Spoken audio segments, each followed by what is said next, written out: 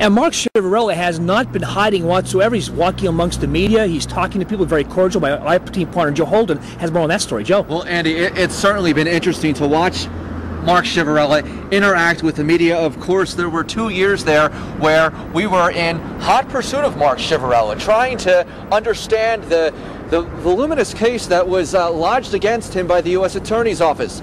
And he was pretty talkative today inside the courthouse while waiting. High up on the 4th floor of the federal courthouse, Mark Ciavarella spent the day chatting with members of the media.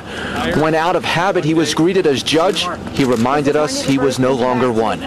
With a possible sentence of a few decades hanging in the balance, Ciavarella was lighthearted and punchy, talking with Eyewitness News about growing up in Wilkes-Barre's East End, about his 2-year-old grandson Chase, about the odd jobs he's had to keep after a scandal ruined him as a judge. He said he really loved his job as judge. Judge, are you praying these days? What do you mean these days? You've always prayed? For a long time now. In testimony, Ciavarella admitted to filing false financial disclosure statements, but resisted accusations that money from Robert Miracle after the construction of 2 juvenile prisons was anything but legitimate finder's fees.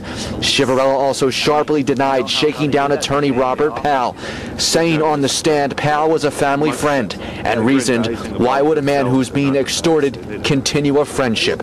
Cindy Ciavarella commented for the first time ever about the situation towering over her husband. Mrs. Ciavarella, how are you doing? I'm doing okay. Holding up, supporting my husband.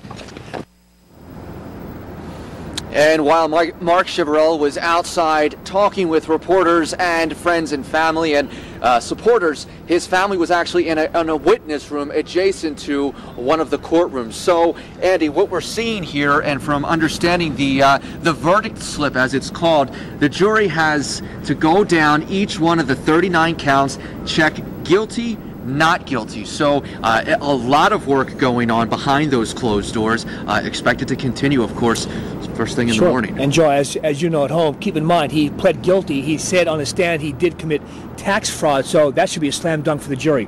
They'll be back here tomorrow morning, 8:30.